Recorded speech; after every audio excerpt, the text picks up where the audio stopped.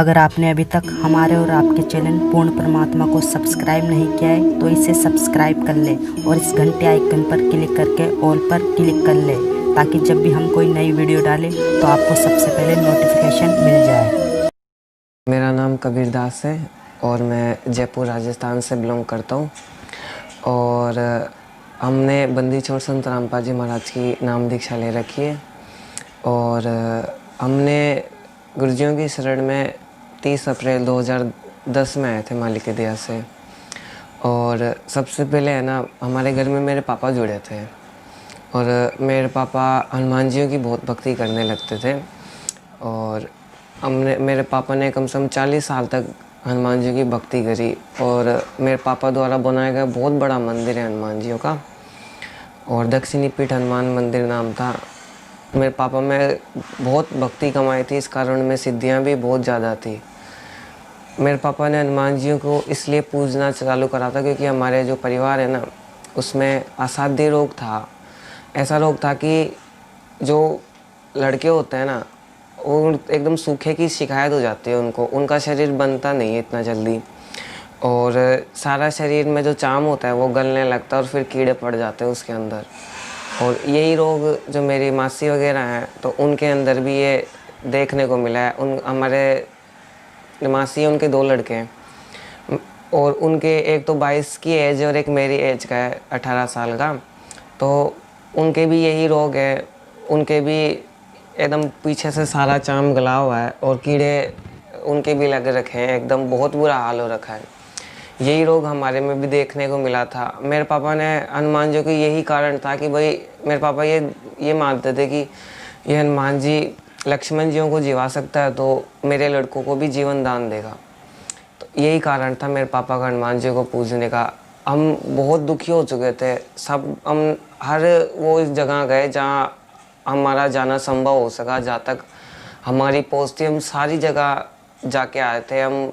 यानी पीर बाबाओं के भी खूब घूम चुके थे। पानी की तरह पर हमारे पापा ने डॉक्टरों के पैसा एकदम बहुत ज़्यादा बहा दिया, क्योंकि हमारे करीब 7-8 लाख रुपए सप्ताह का मंदिर में चंदा आता था, बहुत ज़्यादा दान आता था। तो इसी के चलते ना हम खूब बीमार रहने लगे थे। तो फिर मालिक की रजा हुई तो परमात्मा को भी अपने अंश खींचने होते हैं।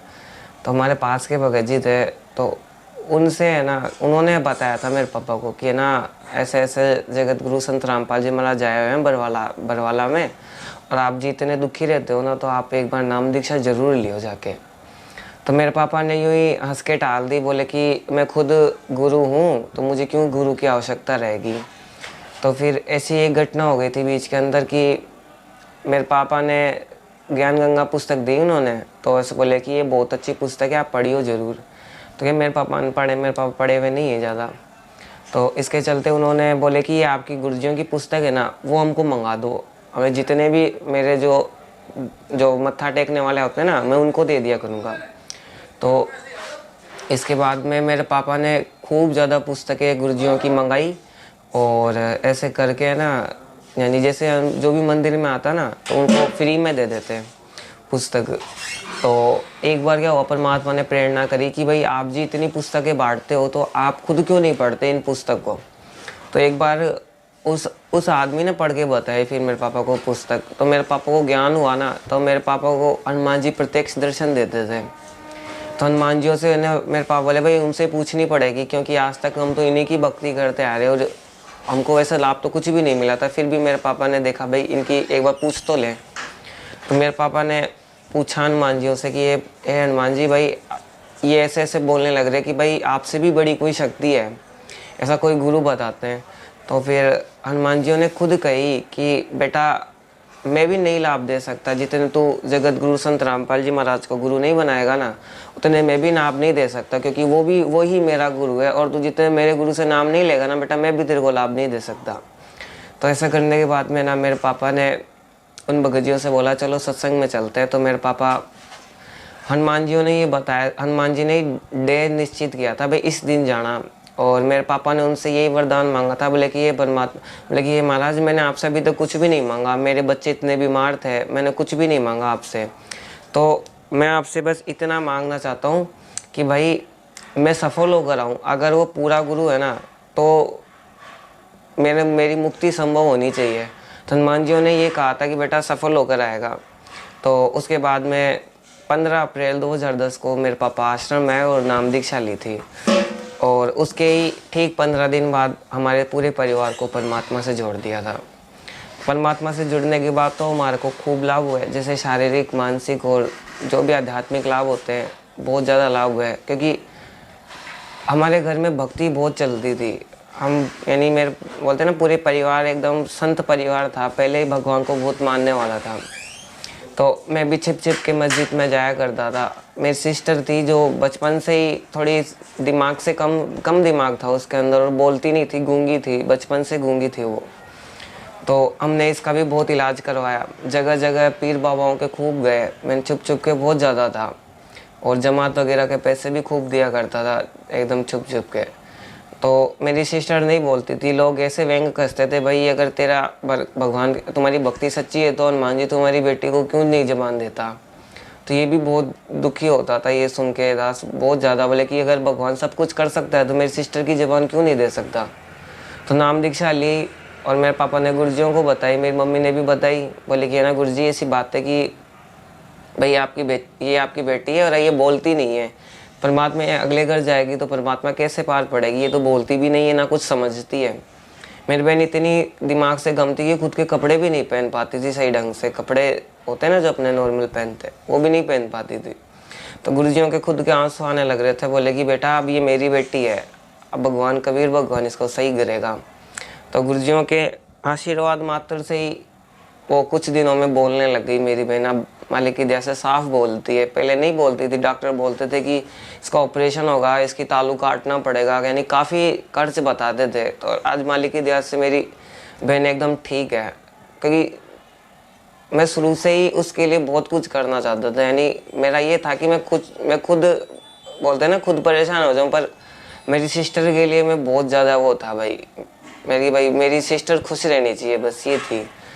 उसके बाद में फिर परमात्मा ने ये लाभ दिया हमारे घर के अंदर। दूसरा लाभ ये मिला कि भाई परमात्मा से हमने अरदास लगाई थी, ये बंदी छोड़ भाई आप सत्संग में बताते हो परमात्मा की सतलोक नाम की जगह होती है। भाई आप जी ने सत्संग में बताया था, भाई गरीबदास जी महाराज को सतलोक ले गए थे। तो परमात्मा, हमने ये अरदास लगाई बंदी छोड़ की, हमारे मन में भी एक जिज्ञासा होती है, तो क्या परमात्मा हम सतलोक जा सकते हैं। तो उस समय हम चरण सेवा ले रहे थे, परमात्मा के आश्रम में गए थे, 2011 की बात थी ये। तो परमात्मा ने बोला कि बेटा लेके जाएंगे, एक दिन सभी जाओगे, टोल की टोल जाया करोगे। तो हमने विशेष अरदास लगाई थी चरण सेवा के दौरान, भाई परमात्मा मुझे भी देखने की इच्छा है, भगवान हमारा विश्वास कैसे बढ़ेगा। तो गुरुजी ने बोले कि भाई दया करेंगे कबीर भगवान। तो उसके बाद में मुझे सबसे बड़ा लाभ ये हुआ कि परमात्मा ने मुझे सतलोक लेके गए। बात ये थी कि हम शुरू से ही सत्संग में आते थे। नाम लेने के बाद में हर सत्संग में परमात्मा की दया से 15 दिन के सत्संग में आते थे। एक बार क्या हुआ कि मैं सत्संग में नहीं जा रहा था, मेरी रुचि नहीं बनी जाने की। मुझे कोई ऐसी सत्संग हमने सुन लिया था जिसमें परमात्मा बोलते हैं कि भाई खुद भगवान आए धरती पे तो हमारा हर काम कर सकता है, तो हम यहाँ बैठे बैठे भी उससे काम करा सकते हैं अगर हम सच्ची साधना करते हैं तो फिर उसके बाद में हमने ये कह दी अज्ञानतावश कि अगर गुरुजियों को गर्ज होगी ना तो परमात्मा खुद लेने आएगा मुझे सत्संग के अंदर। हम यही हट करके यानी बोलते हैं ना भाई अज्ञानतावश, हमने ये बोल दिया कि भाई गुरुजियों अगर गर्ज होगी ना तो परमात्मा खुद लेने आएगा। तो फिर हम ये कह के और हट करके बैठ गए। मम्मी पापा ने भी खूब डांटा, तो बोलते कि भाई ऐसा हट नहीं करते हैं। तो वो मैंने नहीं गया सत्संग में और मैं रोने लग रहा था। बोले कि ये बंदी छोड़ के तेरी भक्ति सच्ची और तुम इतने प्रमाण देते हो कि भाई कबीर भगवान है तो परमात्मा आप लेने जरूर आओगे, मुझे पूरा विश्वास है। और इसी विश्वास के चलते हम माला करने लग रहे थे, सतनाम की भक्ति कर रहे थे। तो देखता हूँ कि अचानक ही है ना, मैं माला करते करते मेरी आंखें बंद होने लग रही थी। मैं ना चाहते हुए भी मेरी आंखें बंद हुई और मुझे अचानक ही मेरी आंखें बंद हुई और मैं माला करते करते लेट गया। लेटने के बाद मैं जैसे ही मैं उठा ना तो सामने गुरुजी थे और मैं एकदम शॉक हो गया। लेकिन बंदी छोड़ तो बरवाड़ा में सत्संग करने लग रहे थे, ये हमारे घर पे कैसे आ गए। तो मैंने उठ के और पीछे मुड़ के देखा तो मेरा शरीर नहीं था उस समय, एकदम ये रियलिटी लगने लग रही थी। मैंने खुद को 2 थप्पड़ भी लगाए। मैं देखा भाई शायद ये सपना भी हो सकता है। तो मेरे को दर्द फील हुआ, बोले कि हाँ ये दर्द भी होने लग रहा था, ये सच्ची है। तो उसके बाद में गुरुजियों को दंडोत प्रणाम करी और हमने बोला कि ये परमात्मा पानी पियोगे गुरुजी? तो गुरुजियों ने मना कर दिया। उसके बाद में परमात्मा बोले कि बेटा अपन सत्संग में चलेंगे। तो हम भी रोने लग रहे थे, बोले कि चलो परमात्मा सत्संग में चलेंगे। तो हमने ये बोला कि भाई भगवान आप तो बिना उसके आए हो, परमात्मा बरवाड़ा तो बहुत दूर है, हम ट्रेन में जाते हैं तो परमात्मा 10-12 घंटे लग जाते, तो बंदी छोड़ आप कैसे लेके जाओगे? तो परमात्मा हंसने लग रहे थे। और उसके बाद में बोले बेटा इतनी सी बात है। तो उसके बाद में गुरुजियों ने बहुत बड़ा रूप कर लिया और अपने हथेली पे बैठाया मुझे। और उसके बाद में गुरुजियों ने बोला कि बेटा आप आँख बंद करो। तो हमने आँख बंद करी, तो आँख खोली तो स्वर्ग आ रखे थे मालिक की दया से। परमात्मा ने स्वर्ग घुमाया, हमने खूब देखा स्वर्ग के अंदर। वहाँ भी बाग बगीचे हैं, अपनी जैसी सृष्टि है, पर यहाँ से बहुत अच्छी है। वहाँ पे भी फलदार वृक्ष है एकदम, बहुत अच्छे अच्छे देवताओं के शरीर भी देखे हमने। और परमात्मा इंद्र के पास भी लेके गए, वो खुद स्वीकारते हैं कि हमारा भी जन्म मृत्यु होता है, हम भी गति की योनि प्राप्त करते हैं, ये खुद प्रूफ दिया है उन्होंने और ये बात भी स्वीकारते हैं वो। और उसके बाद में फिर गुरु महाराज नरक में ले गए। नरक में हम जब गए ना तो बहुत बुरा नरक था। नरक देख के मेरे रोंगटे बहुत ज़्यादा खड़े होने लग रहे थे, मैं बहुत रोने लग रहा था। बोले कि ये बंदी छोड़, इतना कष्ट हम पाते परमात्मा। नरक में हमने देखा कि कोई किसी को ऐसे बुरी नज़र से देखता है ना तो उसकी आंखें नोच ली जाती है, उसके अंदर गरम गरम तेल डाल दिया जाता है आंखों के अंदर, वो बहुत पीड़ा पाता है इंसान। और जो झूठ बोलने लगता है उसके सरप की जीभ लगा देते हैं, उसको गरम गरम लावा पिलाते हैं, बोलते कि तूने झूठ क्यों बोली, तूने इस काम पे झूठ बोली थी। क्योंकि चित्रगुप्त भी सारा लेखा जोखा रखते हैं वहाँ पे। तो बहुत ही ज़्यादा बहुत भयंकर, हमने बोलते ना बहुत ज़्यादा डर लगने लग रहा था। उसके बाद में हमने देखी काफ़ी तेल के कड़ाहों में से भूनने लग रहे हैं, जैसे खील भूनते हैं ना, मक्का भूनने लगते हैं, वैसे बहुत भून रहे हैं। भालों की बहुत ज़्यादा भाले चुभोने लग रहे हैं उनके, वो बहुत रोने लग रहे थे।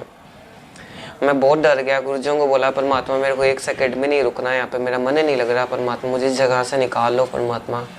तो गुरुजी बोले बेटा अगर आप भक्ति नहीं करते हो ना तो ना चाहते हुए भी यहाँ पे कष्ट उठाना पड़ता है अपन को। और फिर गुरुजी ने हमको स्वर्ग वापस लेके आए और उसके बाद में खीर खिलाई परमात्मा ने और अमृत जल दिया। उसके बाद में गुरुजी बोलते कि बेटा आज अपन और घूम के आएंगे। तो बोले हम आगे गए तो गणेश जियों का लोक आया, परमात्मा गणेश जी के लोक में गए। हम गणेश जियों का शरीर देखा हमने, बहुत अच्छा शरीर था गणेश जी का भी, नूरी शरीर था, रिद्धि सीधी दोनों चंवर डुलाने लग रही थी। गुरुजियों के आते उन्होंने भी अपना आसन छोड़ के खुद का आसन दिया परमात्मा को बैठने के लिए। उन्होंने ये बात खुद वो बोलते हैं कि भाई अगर आप भक्ति नहीं करते हो ना तो ना चाहते हुए भी हमको यहाँ रोकना पड़ता है आपको। तो फिर ऐसे करते परमात्मा ने हमको सारे कमलों में लेके गए। गणेश जी, उसके बाद में ब्रह्मा जी के कमल में लेके गए, विष्णु जियों के में लेके गए। सबने यही बताया कि भाई आप भक्ति नहीं करते हो, सही भक्ति करते ना तो हम आपको यहाँ से रास्ता दे देते आगे जाने का। तो फिर ऐसा करने के बाद में फिर हम यहाँ पे त्रिवेणी में आते हैं परमात्मा दया से। और उससे पहले क्या संगम कमल होता है, अपने यहाँ परीक्षा ली जाती है परमात्मा के द्वारा। तो वहाँ पे हमने देखा कि वहाँ पे बोलते हैं ना कि जो भगत होता है, जो मान लो संसारिक अपन जगत में होते हैं, किसी की बहन बेटी को अगर हम बुरी नज़र से देखते हैं ना तो वहाँ पे दुर्गा और काल का बहुत बड़ा जाल रहता है। वहाँ पे खुद दुर्गा उस बहन के रूप में आ जाती है, एकदम वहाँ पे बहुत बुरा हाल होया रहता है। वहाँ पे एकदम वो बोलने लगते हैं कि अब तुम मुझे बुरी नज़र से देखने लग रहे थे उस समय, अब आ जाओ, अब अपन फ्री हैं। तो ऐसे करके खूब परेशान करती है। अगर जो भी उसके जाल में आ जाता है ना तो काल उसको दबोच लेता है भाई और वापिस शरीर में आ जाता है, वो उसकी मुक्ति नहीं हो पाती है।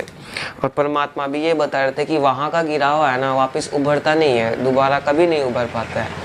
तो ऐसे करके हम काफ़ी परीक्षाएं परमात्मा ने भी ली थी, खुद गुरुजी गायब हो गए थे और उसके बाद में हमको परमात्मा की दया से सतनाम प्राप्त था। तो हम पे मालिक की दया से कोई असर नहीं हुआ उनका। और गुरुजी ने बोले बेटा तुमने तो परीक्षा पास कर ली। फिर हम हंसने लग रहे थे, बोले फिर परमात्मा आगे लेके गए त्रिकुटी पे। फिर वहाँ पे बादल की गर्जना होने लग रही थी तो गुरुजियों ने मेरा हाथ पकड़ रखा था, इसलिए कोई असर नहीं हुआ मुझ पर। तो हमने गुरुजी को बोला देखो गुरुजी हमने ये भी परीक्षा पार कर ली। तो गुरुजी बोले बेटा आगे बहुत बड़ा जाल है, अभी तो आपने कुछ भी नहीं करा। तो ऐसे करने के बाद में फिर परमात्मा धर्मराज के लोक में लेके गए। वहाँ पे भी हमारा अकाउंट कराया परमात्मा ने। अकाउंट कराने के बाद में धर्मराज को हिदायत दी कि है ना, हमारे कोई भी अंश को तुम नहीं पकड़ सकते। ऐसा करके फिर धर्मराज ने भी हाथ जोड़े और हम परमात्मा ने हमारा अकाउंट भी क्लियर करवा दिया। यानी अब कोई अकाउंट नहीं था हमारा धर्मराज के पास में। फिर उसके बाद में गुरुजियों ने काल दिखाया हमको। काल को हमने जब देखा ना तो हम बहुत डर चुके थे। काल बहुत भयंकर काल था, वो जीवों को खाने लग रहा था। और ऐसा करते हम रोने लग रहे थे, बोले कि ये बंदी छोड़, हे परमात्मा, इतना बुरा काल होता है कि बंदी छोड़ है। यानी वो उसको कोई खाते हुए देख लेना तो इस संसार में 2 सेकंड भी रुकना नहीं पसंद करेगा। से नोच नोच के खाने लग रहा था जीवों को, बहुत नोच नोच के खा रहा था वो। बहुत चिल्लाने लग रहे थे जीव कि हे गुरुजी हमको बचाओ परमात्मा। हम बहुत ऐसे करने लग रहे थे। तो फिर उसके बाद में फिर गुरुजियों ने ऐसे बोला कि बेटा सतनाम का मंत्र जप। तो हम जब सतनाम का मंत्र जपा ना तो काल एकदम नीचे झुक गया। और जैसे काल नीचे झुका ना तो फिर गुरुजियों ने बोला कि बेटा अब इसके सिर पे पाँव रख के और फिर उसके बाद में भाई आप आगे निकलो। फिर हम बहुत डरे हुए थे, बोलते कि परमात्मा भाई हम ये पता नहीं वापस खड़ा हो जाएगा। गुरुजी में तो बहुत डर लगने लग रहा है, इतना बहुत भयंकर काल दिखने लग रहा था।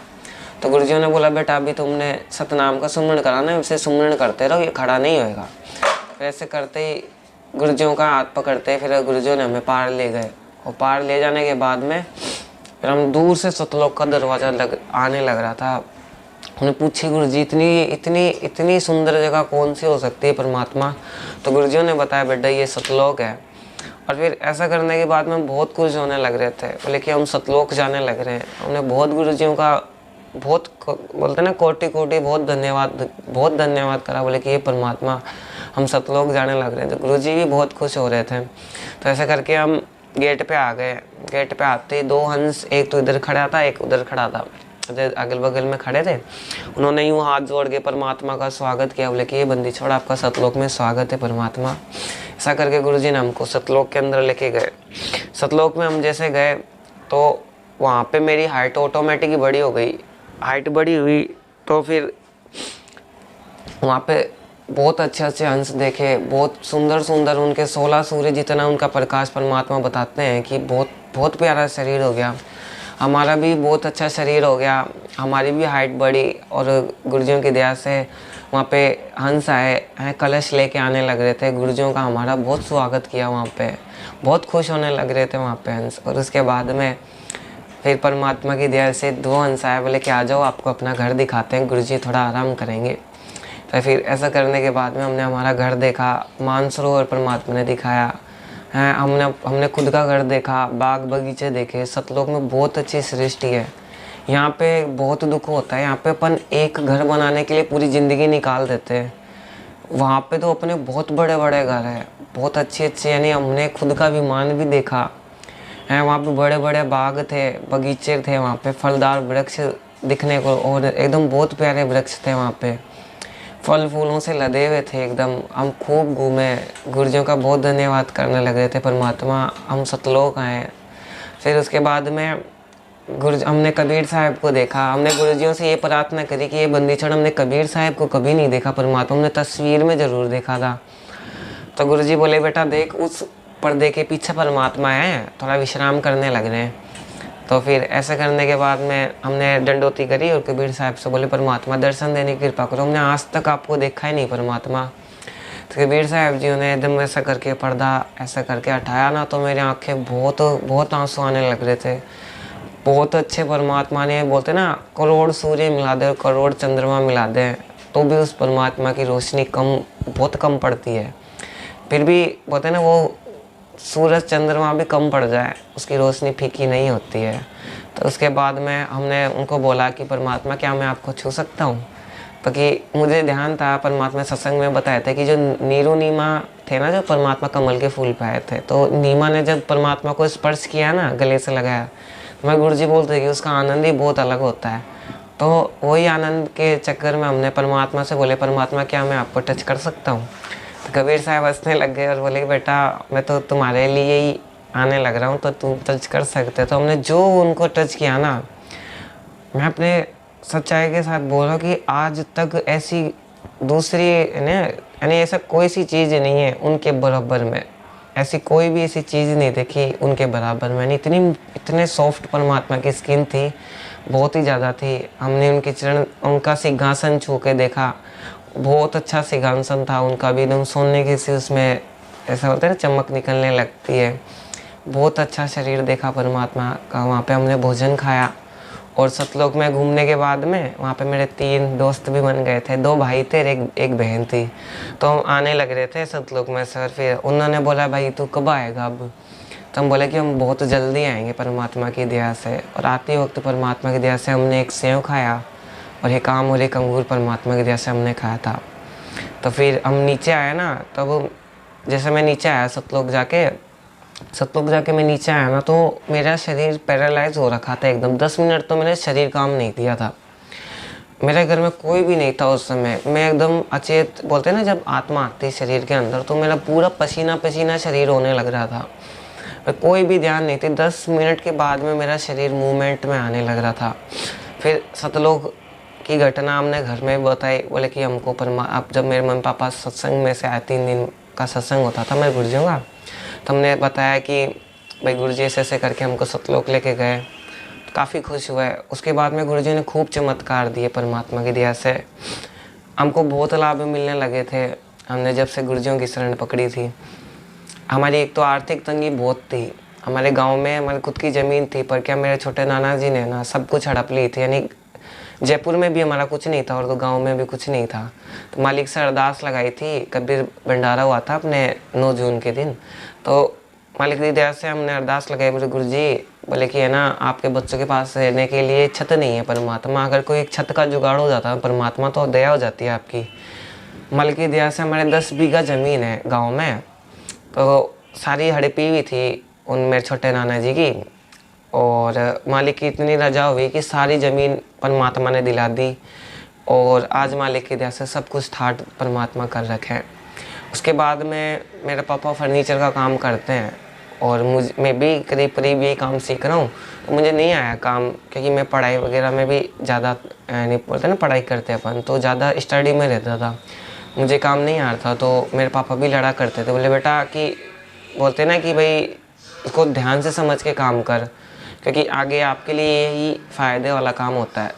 तो एक बार क्या हुआ कि पापा गांव गए हुए थे और पैसे देना भूल गए थे। तो हमने गुरुजी पर अरदास करी, बोले परमात्मा कि दास के पास खाने के भी पैसे नहीं है, परमात्मा कोई काम हो तो परमात्मा भेजियो। तो उसके बाद में परमात्मा ने रजा करी, एक टेबल बनाने को दे दी 2 बाई 3 की। फिर हमने उससे पैसे तो ले लिए एडवांस, 300 रुपये हमने एडवांस ले लिए और 700 रुपये की कुल वो थी भाई टेबल बननी थी। तो फिर उसके बाद में हमने ये सोचा बोले बंदी छोड़, हमको काम तो कुछ नहीं आता और परमात्मा हमने टेबल बनाने के लिए पैसे भी ले लिए। और 2 दिन हमने यूँ निकाल दिए सोचते सोचते कि ये बंदी छोड़ अब क्या होगा परमात्मा। तो उसके बाद में विशेष अनुग्रह करने पर परमात्मा प्रकट हो गए। भाई बंदी छोड़ संत रामपाल जी महाराज आए, अपने एकदम रियलिटी में आए परमात्मा। और आने के बाद में बोलते बेटा क्यों दुखी होने लग रहा है? तो मैं रोने लग रहा था। बोले परमात्मा आगे एडवांस पैसे ले लिए बंदी छोड़ की, हम पे है ना, यानी कि खाने के पैसे नहीं है परमात्मा, मेरे को काम भी नहीं आता परमात्मा, कैसे काम सीखूंगा? तो मालिक आपसे बड़ा गुरु तो कोई हो ही नहीं सकता। बोले परमात्मा आप आध्यात्मिक गुरु हो सकते हो तो परमात्मा संसारी गुरु भी तो आप हो ही सकते हो ना परमात्मा। तो ऐसा करने के बाद में फिर परमात्मा बोले बेटा ये बात तो आपकी सही है। फिर गुरुजियों ने मुझे टेबल खुद लकड़ियाँ वगैरह बोलते ना बना के मैं थक लिया था, सारी लकड़ियाँ बेकार हो गई थी, पाए वगैरह होते हैं जो, मैं रोने लग गया, सब चीज़ें फेंक दी मैंने, औजार भी फेंक दिए। गुरुजियों ने मुझे सब काम सिखाया धीरे धीरे। बोले बेटा इसको ऐसे चलाते हैं, इसको ऐसे चलाने लगते हैं। फिर गुरुजी ने और हमने दोनों ने मिलकर वो टेबल तैयार कर दी। गुरुजियों ने ऐसे बोला बेटा अब इसको गुड़िया में ले लो। तो मैं जल्दबाजी के चलते मैं भूल गया उसको और थोड़ी तिरछी टेबल निकल गई। तो हम दोनों परमात्मा ही, वो तो भगवान ही थे, पर बंदी छोड़ संत रामपाल जी महाराज थे परमात्मा। कि बोलते हैं ना कि उनकी बनाई हुई टेबल अगले को इतनी पसंद आई, उसने 200 रुपये और एडवांस दे के गया। बोले कि भाई इतनी अच्छी टेबल बनाई है, मेरे को तो भाई बहुत अच्छा लगा मुझे काम। तो फिर हमने मना कर दी, वो इतने पैसे अब एक्स्ट्रा में नहीं लेते। तो वो ज़बरदस्ती दे के चला गया। तो हमने परमात्मा के बोले बंदी छोड़ा, अब आपकी भी मेहनताना बनता ही है, आपने टेबल बनवाई है तो आपकी भी मजदूरी बनती है। तो आधे आधे परमात्मा के जैसे हमने करे थे। और उसके बाद में खूब परमात्मा ने लाभ दिए। जैसा कि एक बार क्या होता है कि हम गांव शिफ्ट हो गए थे, तो बोलते हैं ना कि टाइम हो जाता है, इंसान का आयु शेष नहीं रहती है, तो परमात्मा भी बोलते हैं कि भाई सद्भक्ति करने वाले की परमात्मा आयु बढ़ा देता है। तो फिर हम क्या लेटे थे गांव कमरे में, तो 8 आदमी दिखे मुझे, काला एकदम काले कपड़े पहने हुए थे, और 2 जने मेरे पाँव पकड़ लिए लेटे हुए के, 2 जने हाथ पकड़ लिए और 2 जने मेरा गला दबाने की तैयारी में, और 2 जने घड़ी देख रहे हैं कि ये कब टाइम पूरा हो और कब हम, और एक के पास कॉपी थी, वो पेन से नोट कर रहा था कि क्या क्या टाइम है। तो ऐसे करने के बाद में क्या रात के 12 साढ़े 12 बज गए थे, और हमने लाइट भी बुझा दी थी कमरे की, दीपक भी यानी बुझ गया था, यानी अपने होता है ना दीपक समाप्त हो जाता है, गुरुजियों के दीपक करते हैं तो हमने पुकार करी, ये बंदी छोड़िए, कहाँ से आ गए परमात्मा लेने, तो आप आते हो, हमने तो सत्संग में ये सुना तभी परमात्मा लेने आएगा अगर सच्चा भक्त होगा, तो परमात्मा यम के दूध कैसे लेने आ गए। तो हमने गुरुजियों को याद किया, तो हमारा जो दीपक था ना, जो हमारे गुरुजियों के आगे रखा था, वो ऑटोमेटिक जलने लग गया। नहीं, वो बुझा हुआ दीपक जिसमें बत्ती भी पूरी जल गई थी, वो दीपक भी कंटिन्यू जलने लग रहा था। उसके बाद में हमको ऊपर लेके गए, ऊपर ले जाने के बाद में हमको ऊपर ले गए धर्मराज के पास, हम लाइन में लगने लग रहे थे। तो मैं पूछा ये कौन सी लाइन है, बोले कि ये ना पाप पुण्य जो होते हैं ना, अपने कर्म होते हैं भोगने होते हैं, ये यमराज अपनी यमलोक आ गए। तो उसके बाद में मैं काफ़ी डर गया था, और बोले कि भाई हमको तो गुरुजी लेने आते हैं यहाँ पे, कि हम कैसे आ गए। तो मेरा नंबर आ गया, अगला मेरा ही नंबर था। धर्मराज मुझे दे के बोले इसको मगरमच्छों के कुंडों में डाल दो। मैं बहुत डर गया था, क्योंकि उनकी लाल लाल आंखें थी और लावे के अंदर थे वो सारे मगरमच्छ।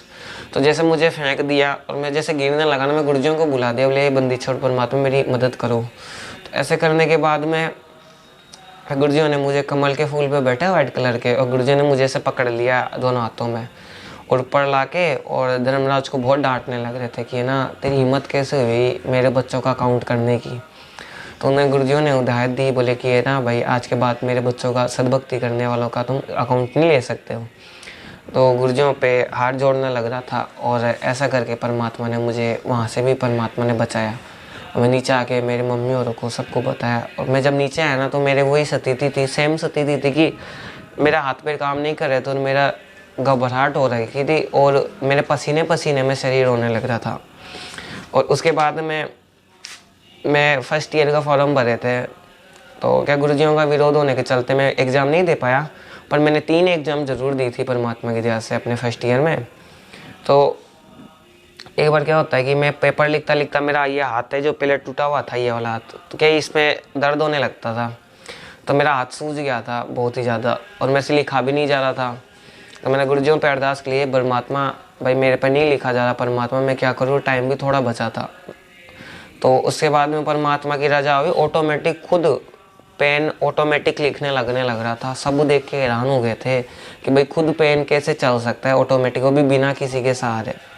गुरुजियों की दया से 15 मिनट तक वो पेन चलता ही रहा। उसके बाद में फिर मालिक की रजा हुई, और उन्हीं 3 पेपरों में मेरा बहुत अच्छे नंबर आए। वो क्या कॉलेज में विरोध हो गया था गुरुजियों के चलते, भाई तुम्हारे गुरुजी तो जेल में है, खूब ज़्यादा, यानी ब्राह्मण जो थे होते हैं ना, जो शर्मा लोग होते हैं, तो उनका ज़्यादा विरोध हो गया था मेरे पे, भाई ये तो उसका चेला है, इसको एग्ज़ाम नहीं देने देंगे ऐसे वैसे, तो इसके चलते मेरा एग्ज़ाम नहीं हो पाया था। तो गुरुजियों ने भाई फिर हमने भी हाथ जोड़ लिए थे, भाई अब नहीं पढ़ना आगे। उसके बाद में परमात्मा ने बहुत लाभ दिए। अपने ताज़ा ही अनुभव बताता हूँ, ये अपने पिछले सप्ताह का अनुभव है कि एक बार हम आश्रम आने से पहले की बात है कि मेरे घर में पैसे ख़त्म हो गए थे थोड़े, हमारे थोड़े ऐसे, परमात्मा परीक्षा भी लेता है, तो थोड़े पैसे की कमी आ गई थी घर में। और कमी इतनी हो गई थी कि मेरे पे काउंटर के जो काउंटर होता है टेली काउंटर, ये वाला, ये टेली काउंटर है, इसके ख़रीदने के भी पैसे नहीं थे मेरे पे। तो मैंने गुरुजियों पर अरदास करी, सुबह सुबह बिस्तर उठा रहा था, मम्मी और गाँव रहती है इसके चलते थोड़ा, तो मैं बिस्तर उठाने लग रहा था और मैं रोने लग रहा था, बोले कि परमात्मा कि आज ऐसी क्या बात आ गई, बंदी छोड़, ऐसे कौन से कर्म हमारे आड़े आ रहे परमात्मा कि मेरे पास काउंटर ख़रीदने के भी पैसे नहीं हैं। तो फिर हम रोते रोते गुरुजी आंसू पोंछने लग रहे, और हम क्या थोड़े दरबार की सफाई करने लग रहे, बोले कि चल कोई ना अपन दरबार की सफाई कर ले, बिस्तर उठा लिए तो दीपक भी करने का टाइम हो गया। तो आप यकीन नहीं मानोगे, जैसे हमने सफाई करने के लिए सब झाड़ू लगाने लगा ना, और कचरा उठा के और झाड़ू रखने लगा, तो मुझे 30 रुपये परमात्मा की दया से उस झाड़ू में फंसे हुए पाए, वो भी एकदम कड़क नोट, परमात्मा की दया हुई। और हमने देखा कि है ना कि हमने बोला परमात्मा काम इतना ज़्यादा फैल गया घर का, अकेला 2-3 जनों का काम बहुत ज़्यादा हो जाता है घर में, सब्जी वगैरह बनाना इसके चलते। तो बोले परमात्मा चलो आपने पैसे तो दे दिए, पर परमात्मा नामदान सेंटर कैसे जाऊं, क्योंकि हमारे घर से आधी घंटे की दूरी पे है नामदान सेंटर। तो हमने ये बोल के वापस मैं रोने लग रहा था। और एक साइड में एक कोने में कचरा और थोड़ा पड़ा था, तो मुझे ध्यान है बोले कि अपन ने तस्वीर के पास से कचरा नहीं उठाया, तो एक बार इसको और उठा दे, फिर अपन सारे काम छोड़ के और नामदान स्थल चलेंगे। आप विश्वास नहीं मानोगे, जैसे मैंने कचरा उठाया ना, तो उसके अंदर परमात्मा की दया से नया काउंटर मुझे मिला, एकदम पैक हुआ काउंटर परमात्मा की दया से मुझे प्राप्त हुआ। और मैं काउंटर को देख के बहुत रोने लग गया, बोले कि ये परमात्मा इतनी रजाबंदी छोड़ो, आज तक हम इतने इन पत्थर को पूजते आ रहे परमात्मा, हमने सर पटक पटक के फोड़ दिए, इतना लाभ भी कोई नहीं दे सकता था। हमने सुना था कि हाँ एक परमात्मा होता है जो हमको लाभ देता है। तो मेरी तबीयत भी ख़राब चल रही थी, तो मेरे क्या थोड़े चश्मे की प्रॉब्लम थी, तो इसके चलते डॉक्टर बोलते भाई तुम धुआं में नहीं रह सकते थोड़ा। तो हम क्या चूल्हे पे रोटी वगैरह सभी उस चूल्हे पे करते हैं।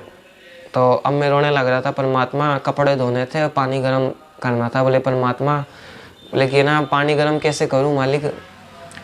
तो जितने में हम टंकी में देखते हैं, हमारे 500 लीटर वाली टंकी थी, तो उसमें हमने देखा पहले तो पानी ठंडा था, बहुत ज़्यादा पानी ठंडा था। इस ठंडे के चलते मैं देखा परमात्मा तो बुखार लगेगी मेरे। दूसरी बार हमने बाल्टी लेकर उस टंकी को उगाड़ के देखा ना, तो उसके अंदर पानी उबलने लग रहा था। ये देख लो परमात्मा ने इतनी रजा कर दी, बिना चूल्हा जलाए वो पानी गर्म कर दिया परमात्मा ने। और मैं बाल्टी छोड़ के रोने लग गया, बोले कि ये परमात्मा, हमने सुना था कि भाई भगवान होता है धरती पे और इतने लाभ देता है। हमने ध्रुव के बारे में सुना था, हमने मीरा के बारे में सुना था, भाई हाँ उसका विष का प्याला परमात्मा ने अमृत में कर दिया था। तो आज विश्वास हुआ जब खुद पे बीतती ना, परमात्मा बोलते हैं कि भाई जिसके लागे सो तन जाने। भाई अब जैसे मेरे पेट में चोट लगी तो मुझे पता लगा भाई दर्द कैसा होने लगता है। उसके बाद गुरुजी ने खूब लाभ दिए।